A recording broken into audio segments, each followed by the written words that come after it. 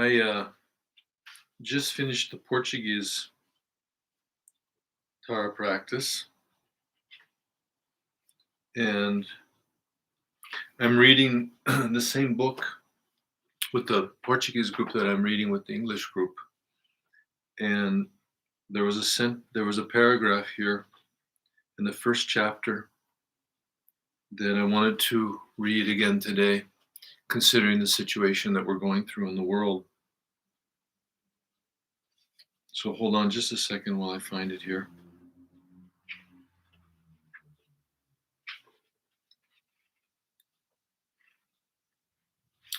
So it's almost like Rinpoche is reaching out from Paranirvana with his wisdom mind and telling us exactly what we need to hear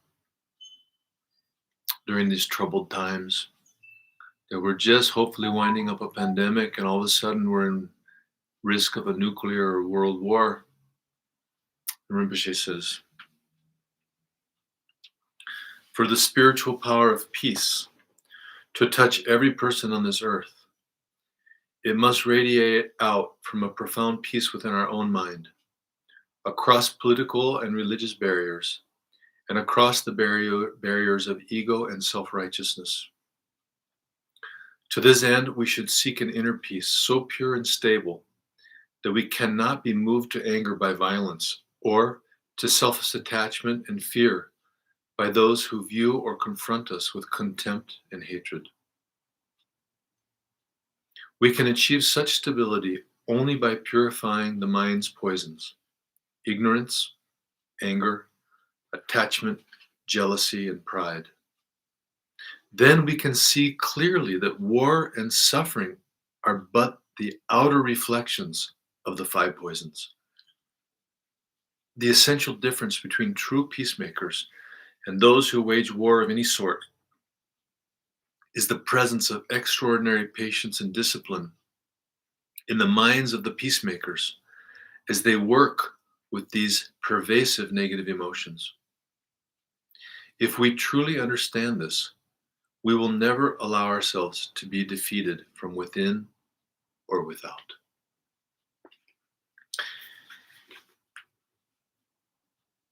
You know, the Tibetan people suffered so horrifically at the hands of the Chinese. They lost their country, they lost their houses, they lost their possessions, they lost their family members. And to this day, they're still losing. They're losing their culture, they're losing their language, they're losing their cities. But for the great masters and the devout practitioners, we can see how this has only made their practices more beautiful and their light shine even brighter. When Rinpoche says these words, it's not coming from theory, it's coming from his actual experience of having to leave everything behind and walk through the snow and the Himalayas to safety in India with the Chinese hunting him. Did he get angry? Did he give in to anger and hatred? No. And he reinvented himself. He created a new life, first in India, then in Oregon, then in California, later in Brazil. He was starting to do the same thing in Uruguay. So he didn't have a small mind in relation to what happened. He had a vast open heart and open mind. And the important thing that he drives home here is that when we look at all the problems in the world that we so desperately want to solve, war, famine, pandemic, plague, the environment, we so desperately want to solve these problems that we get angry and we get revolted and we get panicked and we get hysterical trying to find the solutions. And we're only going to add to the problems. Why? Because as he says here, the root of all these problems, of all the suffering in samsara, are the five poisons of the mind: ignorance, anger, pride, attachment, jealousy. It's all there. That's where it all comes from. All the suffering in this world. The outer environment is a reflection of the inner environment of our minds and our emotions. It's very simple to understand. For example, if I'm worried that there's not going to be enough water in the supermarket because I am hysterical and full of fear that there's not going to be enough for me and my family and my house, I go to the supermarket, I buy all the water and I bring it home and save it. Then everybody else isn't going to have enough water, and then they're going to be fearful, and then they're going to want to hoard water, and then the other people aren't going to have water, and pretty soon everybody's desperately running after water and hoarding water while the whole time there was enough for everybody. That's the problem with our environment. That's the problem with climate change. That's the what causes wars, is that people let their minds give into anger and hatred and violence. That's the cause of all wars.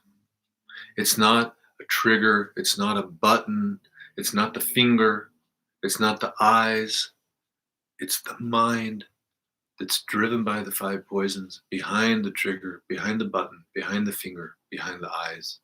It's the mind, it's the negative emotions. So if we really want world peace, if we really want to stop climate change, if we really want to avoid pandemics and wars and plague and famine, there's really only one thing to do: change our minds. And we can barely change our own mind. So it's very, very, very difficult to change other people's minds. Maybe Rinpoche, maybe the Buddha, maybe the Dalai Lama can change other people's minds. But ourselves, we're very limited. But we can change our own minds. And how did the Dalai Lama, Rinpoche, how did they get the power to change other people's minds? Starting with themselves, with their own minds. So we have to follow the same example, the same path. If we really want to change the world, we start with our own minds, not following the five poisons of our minds. That's the real war. That's our real only enemy. That's what we have to do with 100% conviction. So Rinpoche, thank you so much for these words. Thank you so much for reminding us the way out of this mess, the cause of this mess, and the methods we need to get out of it. Thank you so much.